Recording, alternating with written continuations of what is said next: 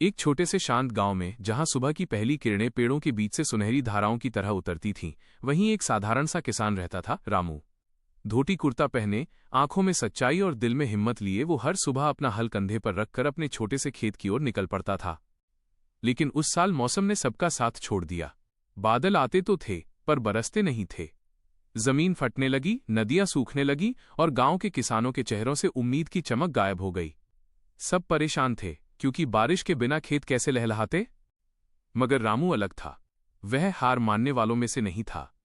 वो रोज तालाब से पानी की बाल्टियां भर भर कर अपने खेत तक ले जाता। तेज धूप में उसका पसीना उसकी पीठ तक बहता, लेकिन उसके कदम कभी नहीं रुकते। गांव के कुछ लोग उसे देखकर हंसते थे। अरे रामू, अकेला तू क्या कर लेगा? इतनी कम बारिश में कुछ नहीं उगेगा। रामू बस हल्की मुस्कुराहट के साथ अपनी राह चलता रहता।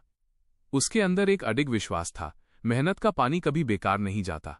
दिन बीतते गए, मौसम बदला नहीं, लेकिन रामू की कोशिशें भी कम नहीं हुईं। फिर एक सुबह उसकी मेहनत जैसे मिट्टी ने महसूस की। खेत की सूखी धरती में से छोटे छोटे हरे अंकुर झांकने लगे। रामू की आंखों में चमक आ गई। ये उसकी उम्मीद का पहला फूल था।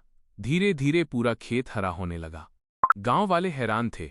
जहां बाकी खेत अभी भी सूखे पड़े थे, वहां रामू का खेत हरियाली से भर चुका था।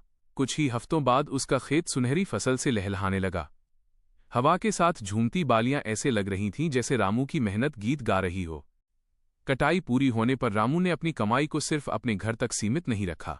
वो अनाज लेकर गांव के उन गरीब परिवारों के घर गया जिन्हें अपनी रोज की रोटी तक की चिंता थी। बच्चों के चेहरों पर आई मुस्कुराहट रामू के लिए किसी इनाम से कम नहीं थी। अंत में शाम की हल्की हवा में खड़े होकर उसने अपने हरे भरे खेत की तरफ देखा।